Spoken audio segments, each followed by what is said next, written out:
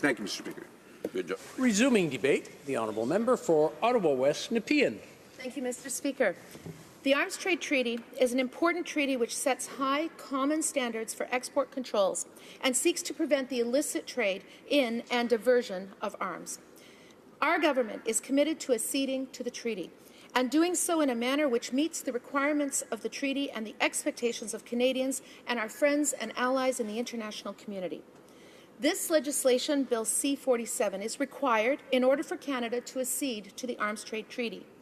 More people around the world are killed by conventional weapons, mainly small arms, than any other type of weapon. Let's be clear about what this bill aims to accomplish. It is to stop guns from getting into the hands of foreign terrorists, war criminals, organized crime, and rapists. I am, frankly, stunned that the Conservatives and the NDP both voted against this bill at report stage. I would have hoped that this bill would have passed unanimously. Every day that goes by, human rights defenders, women peace activists, and civilians are being killed. As I mentioned in my previous intervention in this House, I've worked in conflict-affected areas around the world, and the women there implored Canada not to wait, to stop delaying the ratification of this treaty. They told me that their countries don't manufacture weapons. Every gun that is used to commit sexual violence, given to a child soldier, or used by armed militia groups was brought into their country. This bill will allow Canada to finally ratify this vital global treaty, which will stop the trade in illicit weapons and, in particular, finally regulate the brokering of weapons that is happening right here in Canada simply because we are one of the last of our allies to ratify the treaty and to enact regulations on brokering. Even the Americans are ahead of us in this regard. In fact, the State Department has been working with Global Affairs Canada to help us revise and improve our brokering controls. In the U.S., they have already implemented controls that are consistent with the Arms Trade Treaty. And with that, I would like to address what the NDP are calling a loophole in the legislation, which is our separate defense security agreement with the United States. This agreement is completely consistent with the Arms Trade Treaty. In fact, Belgium, the Netherlands, and Luxembourg have almost the same kind of arrangement. Just because we have a specialized agreement with the Americans does not mean that there will be a free flow of guns from Canada to the U.S. to human rights abusing countries, as the NDP would have us believe. In fact, we heard from the U.S. Office of Defense Trade Control Policy and the Office of Regional Security and Arms Transfers that their controls regarding diversion of arms are often stricter than Canada's. For example, the U.S. end-user controls, their Blue Lantern program, their controls on M&A and foreign sales of companies, and see-through rules on dual-use technology are actually more advanced than ours. The Americans share our interest in making sure that weapons don't end up in the hands of terrorists and criminals.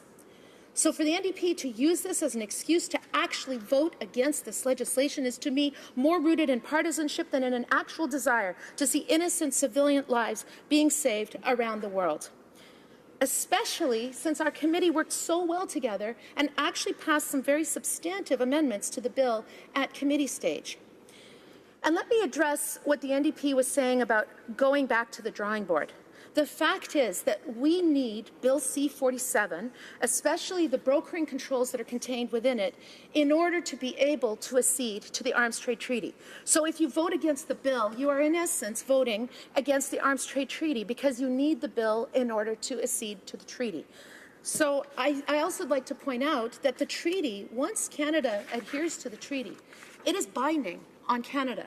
Every single clause within that treaty will be legally binding both under international law and, thanks to our committee work, also under Canadian law. The Conservatives' argument that this bill will in any way impact domestic gun ownership is equally fallacious. But in order to assuage these concerns, our committee also passed amendments to even further reinforce and clarify this fact. Not one of the witnesses said that Bill C-47 would create a new gun registry. Again, I'm disappointed that the Conservatives do not share our urgency about keeping weapons out of the hands of terrorists and war criminals. L'adhésion au traité sur le commerce des armes a reçu un large appui, que ce soit de la société civile, des organisations non gouvernementales, de l'industrie et des Canadiens et des Canadiennes. En deuxième lecture et au cours des travaux en comité. Mais nous avons aussi entendu la voix de ceux qui nous demandent de faire mieux et de renforcer ce projet de loi. Monsieur le Président, notre gouvernement a pris bonne note de ce qui a été dit au stade de l'examen au comité. Nous avons proposé des modifications supplémentaires au projet de loi C-47 afin de le renforcer. Under the ATT, the Minister of Foreign Affairs must take into account certain mandatory export assessment considerations, such as the risk that the export could be used to commit a serious violation under international humanitarian or human rights law. These are listed in Article 7 of the Arms Trade Treaty, which includes undermining peace and security, committing violations of international humanitarian and human rights law, terrorism, organized crime, and acts of gender-based violence. The government had originally planned to put these Chapter 7 criteria, including human rights, into regulation. But our committee heard from civil society that they would like to see the Arms Trade Treaty criteria placed directly into legislation. We amended the bill by placing the ATT assessment criteria directly in legislation. And let me be clear, with this bill, the Arms Trade Treaty is binding on Canada, both under international law and under Canadian law. To say that Bill C-47 is not fully consistent with the Arms Trade Treaty is absolutely untrue. In fact, with our committee amendments, we actually exceed the requirements under the treaty. For example, I am pleased that the committee accepted my amendment to add into legislation the ATT requirement that the Article 7 criteria be subject to an overriding risk test that applies when there is a determination that there is a risk of certain negative consequences to the export. In fact, Mr. Speaker, the work of our committee shows what a significant difference we can make by adding or changing just a few words.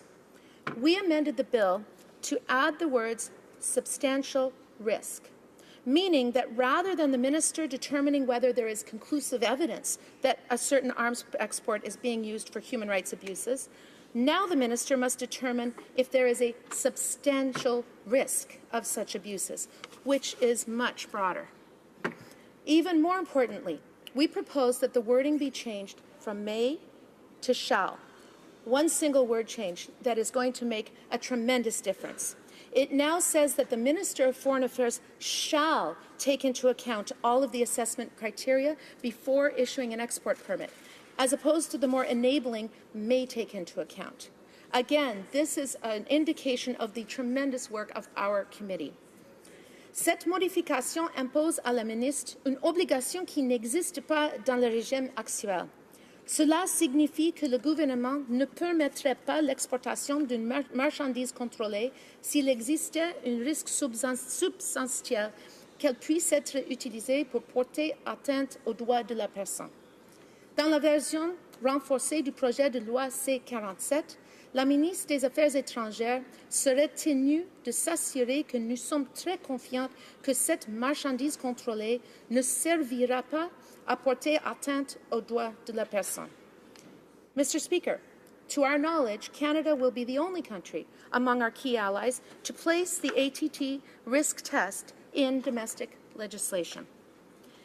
In addition to placing the core ATT assessment considerations in legislation, we also wanted to add some measure of flexibility to these considerations in the future without the requirement of having to return to Parliament. Monsieur le Président, les modifications proposées à ce projet de loi ne respectent pas seulement les critères du TCA, mais vont bien au-delà dans certains cas. L'adhésion au traité sur le commerce des armes enverra à la communauté internationale le signal d'un engagement ferme du Canada en faveur d'un commerce responsable des armes conventionnelles.